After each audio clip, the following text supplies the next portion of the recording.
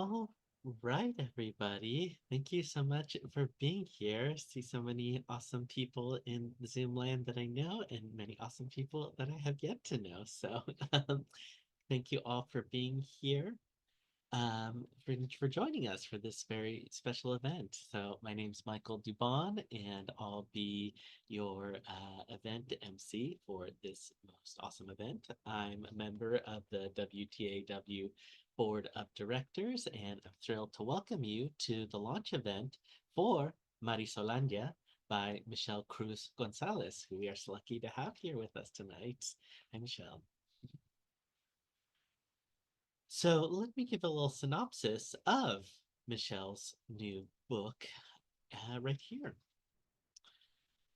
The new Republic of California is forcing Marisol, a Mexicana woman, to marry a white man to create a homogenous race in the new nation.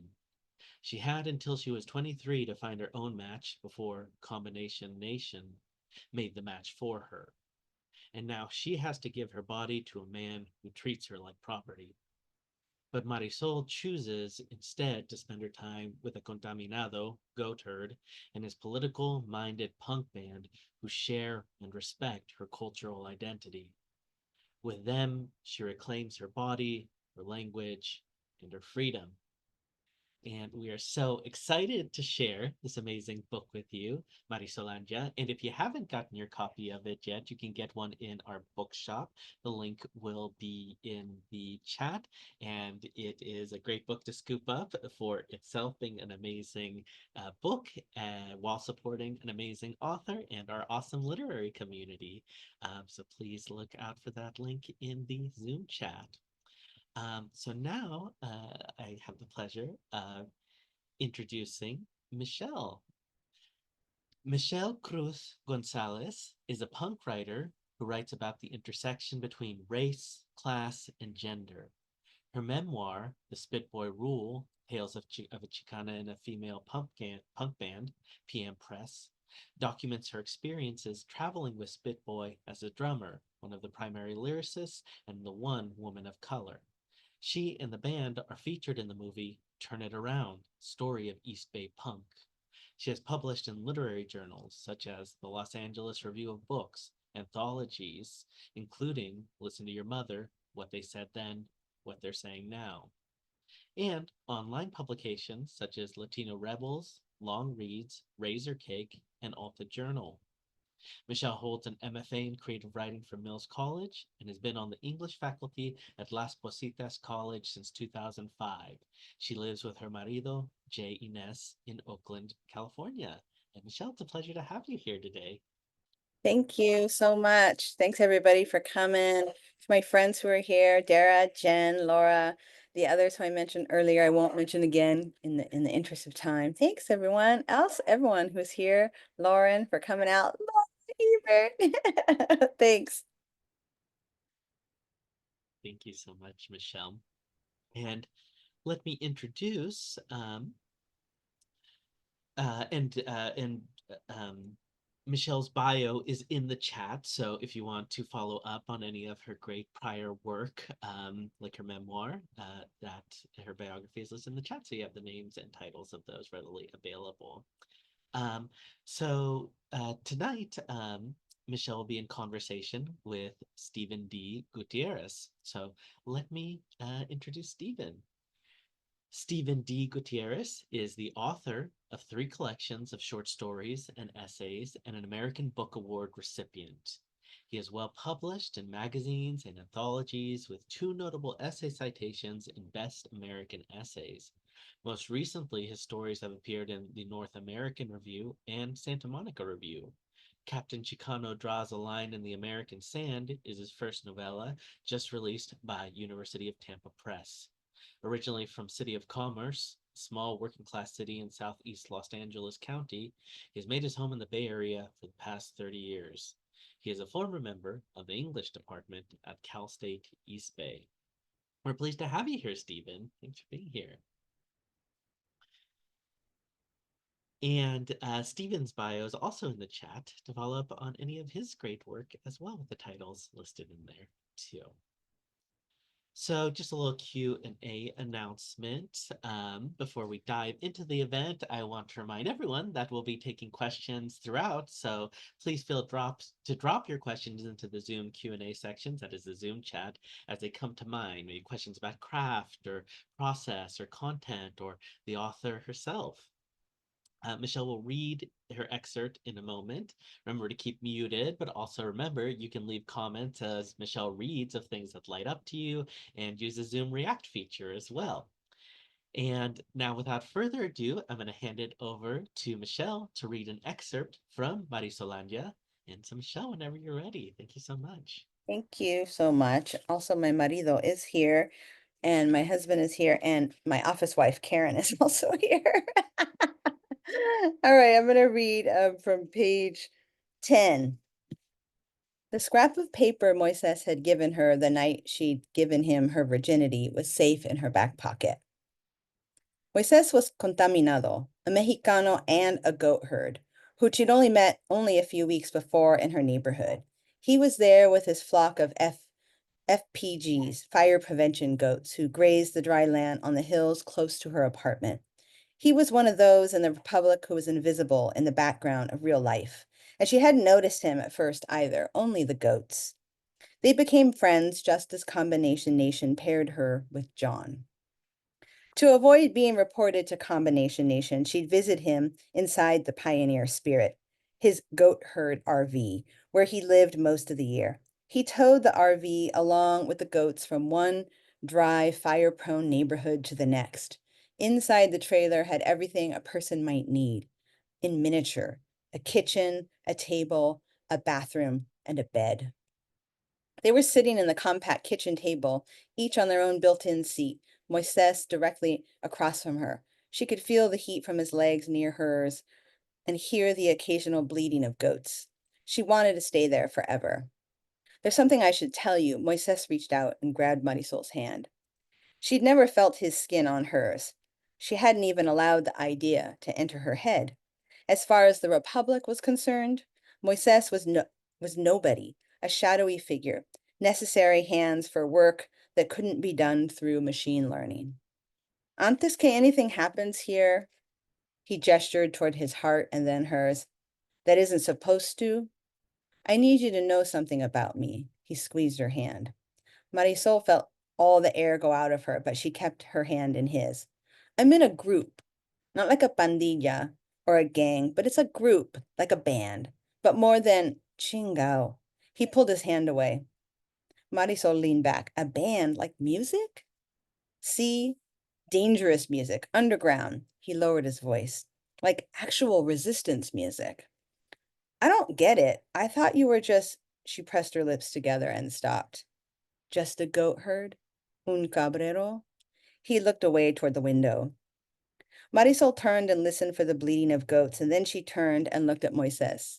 I've been assigned to someone at work. It's all been arranged. She covered Moises's hand with both of her hands. I'll be gone all weekend. His face went blank. She stood and shoved her hands in her back pockets. Anger, worry, disgust. She wasn't sure what he was feeling.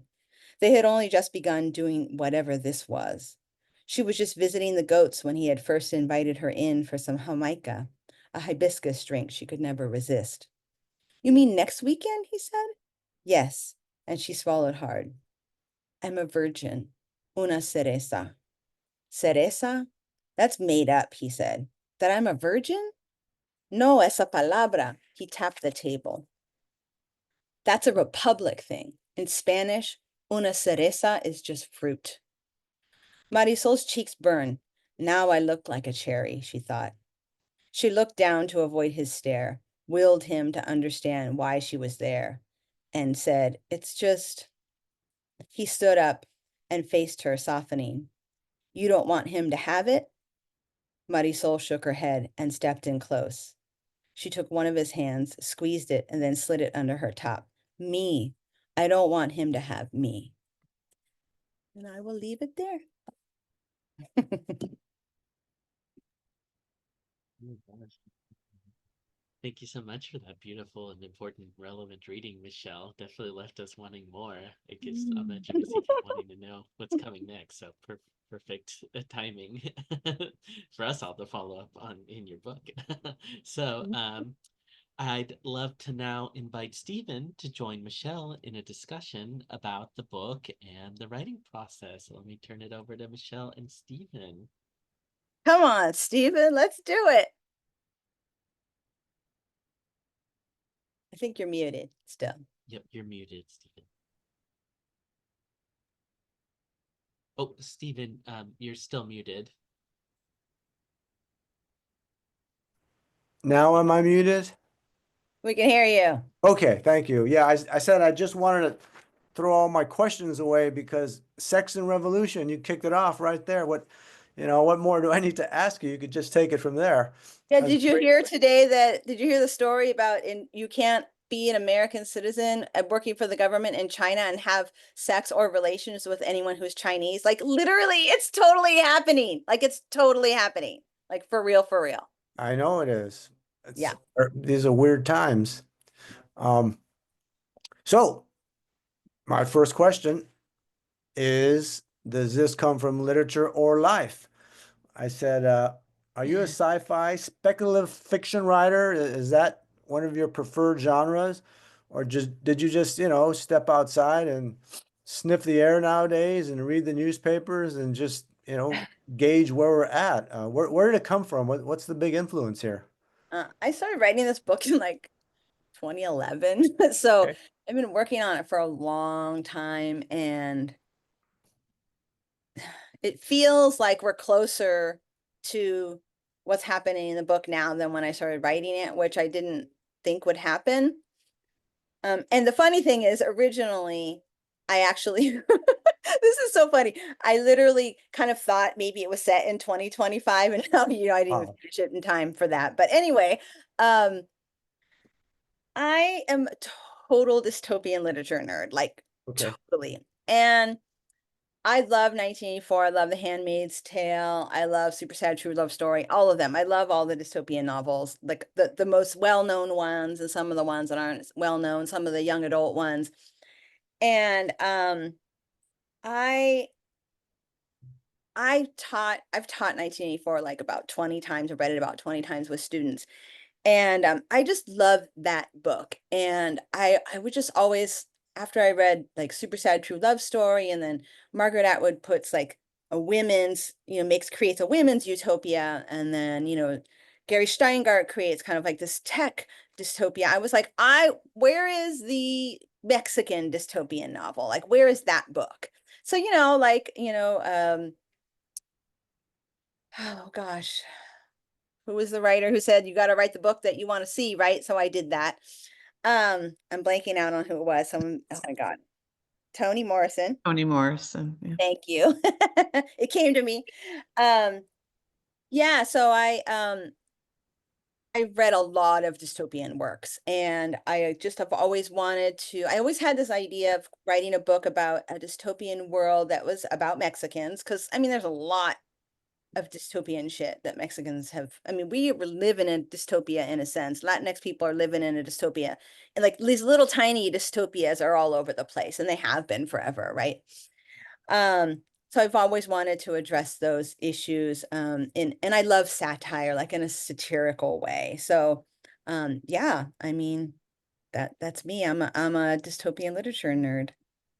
All right. Well, you hit it. You got it right. I mean, that's weird that you were thinking of 2025 and 2010, and here we are, and you hit it. Yeah. Yeah. Okay. It doesn't take a lot, it actually doesn't take a lot to think speculatively. Like if you're a good critical thinker and you just, you read a couple of speculative works, you can like work out. You can work out. People think people who write dystopian literature are like geniuses. And I mean, in some ways, I think like there's an element of that, but I think that if you just have really good critical thinking skills, and you follow the news and you follow the trends, you can kind of work out where we're headed and try to stop it maybe, but you can work it out. Well, Writing about it's another story.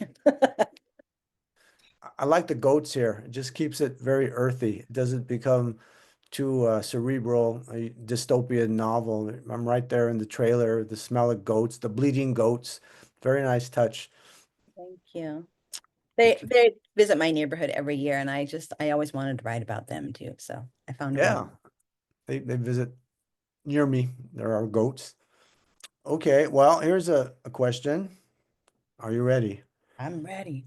You got a punk band in this book, Los Fugitive Desparizex. What do you Mhm. know about punk music, Michelle? Oh my gosh, that's such a good question. Thank you. I was just wondering. I love it.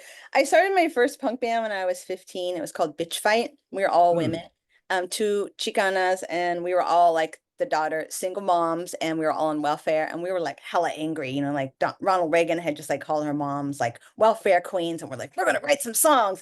Um, so my first punk band was when I was 15, and then I went on Oh, to be in like four other punk bands. I'm most well known for the band Spit Boy.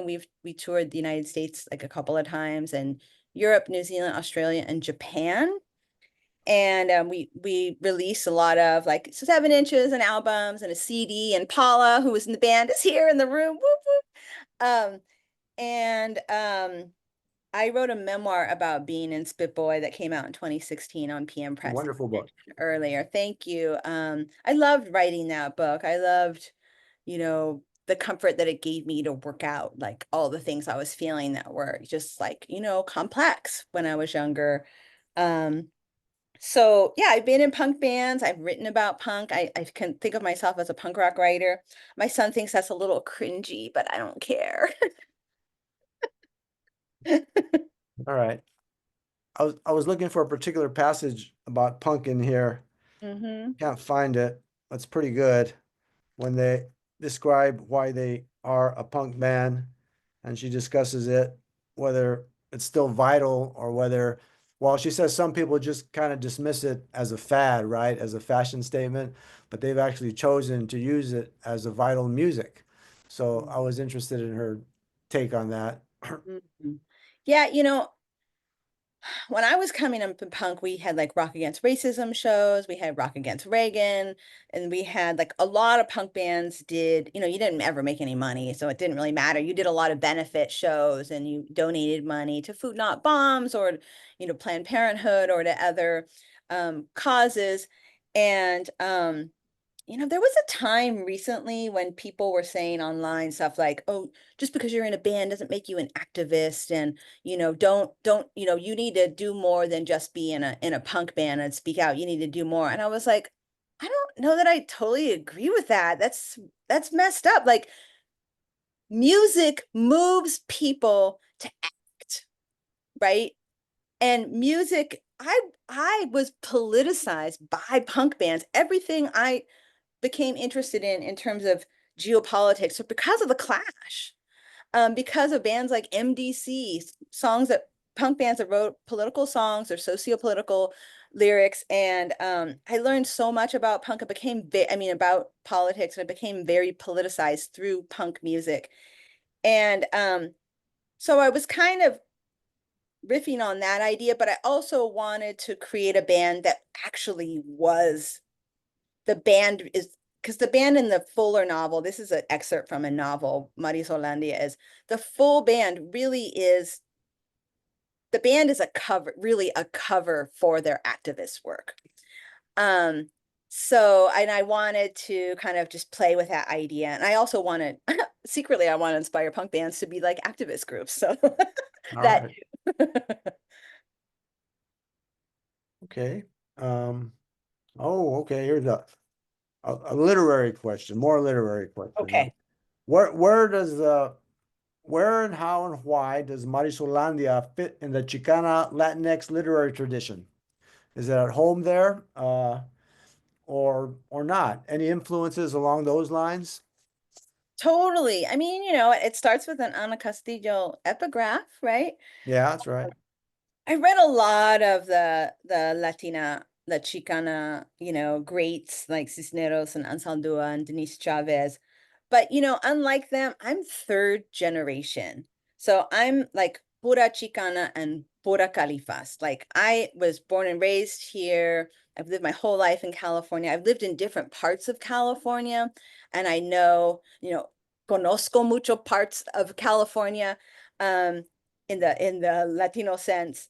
Um, and I have really lived a very, very, very third generation Mexican American experience. I was born in LA. I grew up in a gold rush town, which has this real, I think my next novel, I kind of started writing it. It's going to be a haul, but um, I am writing about a fictional version of my first band, Bitch Fight, placed in Tuolumne, which is where we were from, because Tuolumne actually was Tuolumne and Sonora was the most international gold rush town in all of the gold rush area. And people spoke Spanish like on the street on the regular in Tuolumne and Sonora. And Sonora was named after Sonora, Mexico, because of the miners who came. So I have a very California third generation Chicana experience. My mom went to school during the walkouts. Um, my history, my grandparents were like alive and like wore Pachuco hairstyles, and then my mom became like a Chicana hippie, and then I became like a Chicana punk rocker. And my mom was in school in LA during the school walkouts, and she was already walking out before the walkouts because she was ditching because she already fucking hated school for a variety of reasons. And um so my frame of reference isn't Mexico, even though I'm a Chicana. My frame of reference is California. A lot of the older Mexicana writers, the Chicana writers, do reference Mexico and going back and all of that. My writing really isn't about that. So in that way, it's apart from that, but it's totally part of the tradition. And then I bring like the non-traditional things to the Chicana, to the genre, or to the mix by, putting my little punk rock, angle on everything because I can't help it. It's fresh. It works. Thank you. Let's see here now. Okay. Well, Spanish, Spanglish. Órale. Orale. Did you make a deliberate effort to use it? It comes so naturally in the book. It's firme, Michelle. Thank What you. is your take on that? Um, so I speak okay Spanish and I speak hella good Spanglish. Um, like I mentioned earlier, I grew up in this kind of shitty hick town, and but I was born in East LA, and my mom's Spanish. My mom actually doesn't speak Spanish almost at all. In fact, when she's confronted with Spanish, she gets very flustered and nervous, and she'll say the wrong word at the wrong time. She went to school speaking Spanish in kindergarten and left speaking only English because she was bullied by the teacher. So my mom's Spanish was basically stolen from her by the school system in LA, which is one of the reasons why she started walking out before the walkouts, right? And but my first babysitter when I was born in LA was my grandma Delia, and she spoke three languages: Spanish, Spanglish, and English. Mhm. And as like a recovering, as an English, I think you probably might identify with this. All English professors have a little bit of Anglophile in us. So I'm kind of like a recovering Anglophile. Also, like I liked a lot of like British punk bands too, but they spoke a lot of Cockney English, which I always just like totally loved. But which is another language variation, right? Yeah. Um, but I as as a recovering Anglophile, I'm interested in language, and as a professor of writing, I'm interested in language and words and language variations and dialects. And but I have studied Spanish off and on like my whole life. Like in high school, I took Spanish in college. I did a thing in Cuernavaca, Mexico for a month through DVC, which I was a student there. Um, and then I married a Mexican national. My husband is from Colima, Mexico, and he um actually so I did write the Spanish in the book, and there were times when I had to look some stuff up, to make sure I was getting it right. Fortunately, I have enough Spanish training in reading and writing that I know what to look up, right? But my husband is in Mexico, and I had him proofread it for me because I really wanted the Spanish it's incorrect on purpose in places because Marisol doesn't always speak it well and she gets nervous and stuff too. Um, but I wanted it to read like Mexican, like working class Mexican Spanish, which is a very maligned Spanish, as you probably know. And I didn't want it to be have any of the vestiges of my kind of like the Spanish that I learned in school, which was a more formal version. Mhm. Um, so, because that's totally not the world that these characters inhabit. So it's kind of a mixed answer, right? Like I've always been around people who speak Spanish. I married a Mexicano. Um, he helped me with the Spanish in the book. He was so cute. He had like his little red pen and he had like and his glasses on his readers. I have this picture of him. It's like the hottest picture ever. He's just there with his red pen and he's looking up at me over his readers. I'm taking this photo. I had to capture that moment. Um, and then when he finished the book, he said that his critique of it was that it should be longer, which was Oh, a compliment. yeah, yeah. Okay. I So yeah, love I love writing in Spanglish. I love writing in Spanish. I love the opportunity to practice and you know, growing up not speaking Spanish, um, was really hard with a face like this. People speak Spanish to you all the time and they expect you to answer back, or they think you're pretending like you don't speak Spanish when you look mm, like me. And mhm, it's a lot of shame for many, many years that I mm. endured. And so I have really, wanted to learn to mejorar my Spanish for so long. And I feel like I finally have done that to a certain extent. And so writing in it is just a way for me to practice and inhabit, the language of my family. Yeah. All right. Okay. There's a wonderful part that you didn't read that satirizes academia, right after my heart. And that's also a rich literary tradition. The academic novel, all the madness, the stupidity, the silliness of an English department, of all things, or really any academic department. So I was wondering if you were also drawing from that tradition of the academic novel, academic satire, because it's spot on, by the way. When you Well, thanks. Yeah, I mean, I wanted to set it because it's just a world that I know so well. And a lot of the settings are like my neighborhood and Las Positas where I teach. And I wanted to set it in a college. I wanted to set her in a college because I thought that that would be a place to create a lot of like tension and to satirize as well. It's also just it's just also an institution or a setting that I know really well. So I knew I could bring that to life, right? Um, but you had said in your questions, in your written questions to me that you wanted me to answer in Dean speak. And so I created an answer for you. It says, I aim to leverage abundance. Oh God. Even in lean budget times, and academia is always both running on lean budget and providing abundant material to satirize. Oh, So there you go. thank you for that. Yeah. Okay. Literally, Karen and I literally had a president who the budget was like in the shithole, right? And it Yeah, was like a few years after we were hired. And it's always in the shithole like it every is. 5 or 6 years, right? It gets really bad. Yeah. And she comes on and she's trying to be like this kind of Oprah figure. And she comes on and she's like she's trying to raise our spirits, our morale. And she would talk about the budget in one sentence, and then the next sentence she would say, but we're gonna leverage our abundance. Yeah. We have a lot of abundance and we're gonna leverage it. We're gonna and we would just leave every meeting like that, Yeah. just completely destroyed. Like that was not a pep talk. You needed to have a retreat. That's what you needed to talk about it. Okay. Oprah. Funny that you should mention Oprah because Oh, obviously she's, well, kind of. She's Oprah, the Oprah Book Club and all that. But this question is, do you think Marisolandia will be banned in the future? And if so, how soon? I hope so. I hope it gets banned.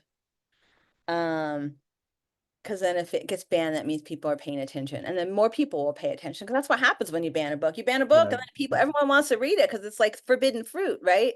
Yeah. Um, so I hope so. But what was the other part of the question? Uh, what was it here? Oh, so how soon do you think it will be banned? Oh, I did have another question that attached to this one. What's your real read on the cultural political direction of the country now? And that seems like ages ago that I wrote this. That was a month ago, right? Things have just collapsed or on the verge of collapsing, or things have happened so quickly since then. It almost seems, yeah, like I said, like another era a month ago. I But know. anyway, what's your read? Well, we're totally fucked. We're totally fucked. And, we we as a country just underestimated so many things. We didn't listen to so many people who have been saying, look, there are these little dystopias all over the place. We need to put out these fires. We need to do this work. Everyone was just so like totally thinking that we've evolved and we've come so far. And a lot of people were saying, no, we haven't. I wasn't surprised when Trump got elected the first time. I was just so hoping so bad that he wouldn't be elected this time. Um, but in my house, we are just really happy that we have already started building a house in Mexico. That has been something we've been working on for a while. We're like really glad. The sad thing about it is I couldn't live there full time. I can't leave my son in the United States by himself.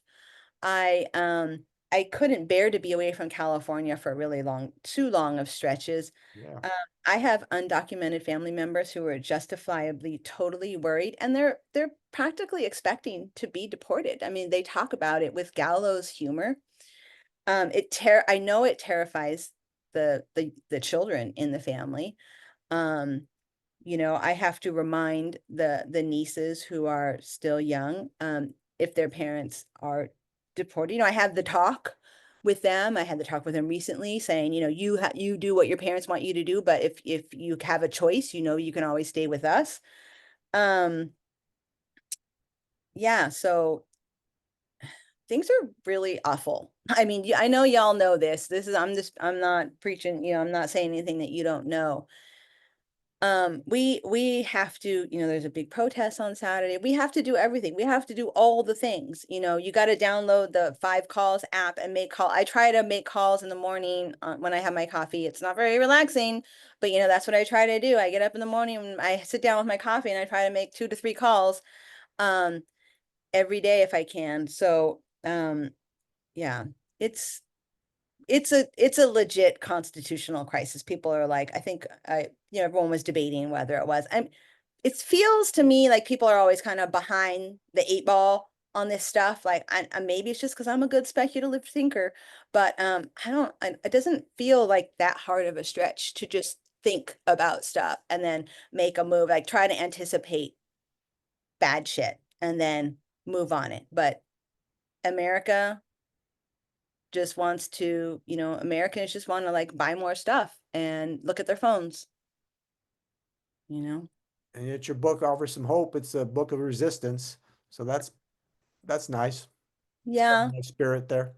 It yeah. doesn't surrender. There's no quit in your book. Well, And thanks. yeah, I'm I rereading, I'm listening to 1984 right now because I've read it so many times, but I'm listening to the audiobook because I just kept feeling like I need to listen to 19, I need to read 1984. And I don't really have time to read a book I've read 20 times. I should probably read some new books, right? But I decided to listen to it in the car and I find it really comforting. Um, even though it's terrifying because it helps me like 1984 helps me like understand the mindset of these power mongers. It helps me kind of like work out um what's going on in kind of like a detail that I feel can help me unlock something. And maybe it won't, but like I feel like that. And we all need a little hope, right? yeah, we do a lot, actually. Okay, well, it's wonderful. How thick and fat is the actual novel? It's a The part of it, of novel's course. not super It's not super long. It's about 260 pages. Okay. Yeah, it's like, they always say, like, well, a lot of people have said, lots of people say lots of things about publishing, whether or not any of them are true or not. But this one probably is kind of true. Like, for your first novel, maybe don't try to write like this epic 500-page novel. If you're a nobody and nobody knows you, who's going to want to like take a chance on a 500-page book? Probably not very many publishers, right? So, so, yeah, I didn't want it to be super long. Also, writing novels is like really hard. Like, I'm not trying to write some like epic long novel. No, thank you. Okay. All right. Love writing, but sometimes I'm like, maybe I'm really more of an essayist. I'm a message first kind of person. So novel writing, I have to work a little extra harder on novel writing, not to just be up on my like soapbox all the time, but also like I'm a punk writer, so I can do that a little more than other people probably. But maybe it's also why I haven't got as much stuff published because I'm not like I don't pussyfoot around. Let's just put it that way. All right. Michael, did you want to ask if anybody wanted to ask Michelle any questions? Yeah, let's thank you so much, Stephen and Michelle, for that really great and dynamic and fun conversation. Of course, serious conversation in many ways too. Important conversations. Thank you both. Yes, let's turn it over to our audience Q&A. So have a question ready to go. And as we're talking through this one, please drop in any questions into the Zoom chat about craft, process, content, the author herself, etc., as they occur to you. So we can ask Michelle these great questions y'all have. So our first question is, how do you feel about the differences between fiction and memoir? Does genre matter? Which is harder to write for you? It's a series, a couple of questions bundled in there.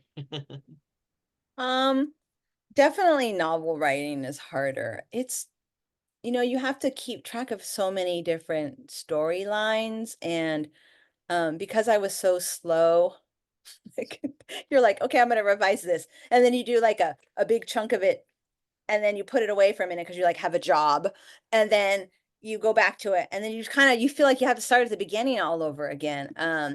And so I find novel writing, I find it really daunting actually. There's something about it that I love. I mean, I studied fiction writing in college. And then I went and I came out and I wrote two memoirs. One's unpublished and one is published. So it's kind of ironic. I wouldn't, in some ways, I feel like memoir writing is a little easier. Um, but I wouldn't say it's easy. I mean, you have to think really thematically with memoir writing. I mean, the way I wrote my memoir is a series of standalone stories. It's not like a full piece. It's like several stories, and then I combined shorter stories that were under the same theme to make up a full 5 to 8 page piece. And that was tricky, organizing them and making the transition smooth and making them fit together and showing the themes clearly. And then the other thing about memoir writing that's hard is that, you know, if you're gonna when you're writing about other people and you're doing any kind of critique, which I do in the Spitboy rule, you're a jerk if you just critique everyone else and you don't critique yourself. Like you're an asshole. Don't do that. You're just like picking on everyone else and then you don't like you don't critique your own self. And so I had to sit back and think about what my role was and who I was and where I was annoying. Um which, wasn't exactly fun, but it wasn't super easy, but there was a part of it that I kind of enjoyed. I'm like, trying to see myself through the other bandmates' eyes. Like I was kind of needy, I was like a little immature and kind of needy. Just like riding on Adrian's coattails all the time, the singer, because she was like super outgoing. So I would just like kind of follow her around like a puppy dog because she would like talk to people and I'm standoffish. I got bullied a lot in high school, so I'm standoffish. Thank you, Michelle, for that great response. Our next question is, what was the process of taking novel to chapbook? Hmm. So after I had been writing this book for a really long time, I had a friend, Jenny Forrester, who started doing developmental editing. And I was like, you know what? I couldn't see it anymore. Like I kept doing that thing where I would read a chunk and then put it away and then I'd have to like start all over again. I'm like, I'm never going to finish this revision at this pace. So I had my friend Jenny, I hired her to help me do that. And while she was working on that, I decided to submit for this chapbook. And so I was lucky that I already had someone as a reader. So I just put my head down for like 2 weeks and decided what I wanted, how I wanted to combine because this chapbook is kind of two sections, two main sections combined into one. And then I had to massage some things and change some things to make it work as a standalone piece. I really wanted it to stand alone. Um, and so I was lucky that I had a reader because I had to turn it around really fast when I found out about the call for submissions. Yeah, when you find out quickly, you really do need someone to help you do some reading for you because you can't pull it. It's hard to pull it off all alone um, like that and see it, well enough, fast enough. So that was the experience. I mean, it was super fun. And I will say, anytime you take your work and you envision it in a different way, and I've had this experience with illustrating a short story of mine, you can have some really cool epiphanies about the work. And you could see some things that you weren't able to see before. So that did happen. And now I'm like, oh yeah, the opening of this book needs to be revised again, for example. That's fascinating. Thank you for your insight, for that insight into your process, Michelle. Get Our help. That's the real answer. yeah, I love that. Nice and concise. It's lean. um, our next question is wondering what you're working on now, currently. Um, well, I really want to get the whole novel published, so I need to work on that. And in terms of writing, um, I think I am going to take on it seems so stupid. Marisol, this novel was so hard for me to write. It seems so dumb to write another one, but I got this idea and you get an idea. That's the thing. An idea takes a hold of you and you're like, okay, well, I gotta see if I can work this idea out. And it's the like, it's a novel about Tuolumne's first punk band. Bitch Fight was Tuolumne's first punk band. And it's kind of putting that in the setting of these two Chicanas and the fact that they kind of they learn as the band is growing and developing that while they're being bullied by all these people in town, that like the town and the whole county has this very Mexican history that's been kind of hidden. Um, so that's one thing I'm working on. And then I also have sketched out a nonfiction book about just linguistic justice. So I want to write like a nonfiction work about linguistic justice and language and how different people who speak different variations of English or different languages um, have been oppressed but have resisted through the language. And I want to give examples, and there'll be like American Indian examples, and then like, Black African American examples, Latino, and other groups. And it's going to take a lot of research. I've written a scholarly chapter on linguistic justice that's coming out in an anthology at the end of this year. That's called Reconceptualizing Feedback, a very academic title. It sounds like the most boring title. I'm like, wow. It's the kind of title that English teachers would be interested in, I guess. But every time I say it, I'm just like, wow, that title. Reconceptualizing feedback. Um, but so I have written, it was my first peer-reviewed scholarly article. And so I'll probably be doing a little bit more of that as well. I definitely think I might be more of a nonfiction writer. I don't know. I don't know. Maybe I shouldn't say that at this audience. I didn't say that. Wrong audience. Sorry. I can do it all. How about There that? you go. That's amazing. So true. And another question we had was, how did your perspective on the themes of your book evolve while writing it? And we kind of touched about that a little bit with like as the political climates continue to evolve or devolve, if that plays a role. But otherwise, yeah, just broadly, how did your perspective on the themes of your book evolve while writing it? Well, the main themes of the novel Marisonlandia are really about grief and a grief over a loss of language and therefore a loss of culture. And it's largely a work that addresses, racism and microaggressions, um, particularly against Latinx people. In the novel, in the Fuller novel, there are a lot of people who are Salvadoran who are passing as Mexicanos in this seceded California because they don't want to get kicked out, right? And so there's a whole discussion, it kind of brings up that discussion about Salvadorans always being everyone just assumes they're Mexican, right? Or any other Latinx group. Um, but so those are some of the main themes in the novel. But what's so weird is I felt, because I spent so long writing, I felt like reality was catching up to the fictionalized world. But of course that's going to happen when you're speculating about what could happen, I guess. I mean, hope not, shouldn't have happened so fast, but it did. What was kind of terrifying from a writer's perspective was like, do I address every single one of these things that's happening? Or is it going to be weird that I don't include it? Or, my head just started to spin off almost that, um, in the longer novel, there's a section where children are separated from their parents.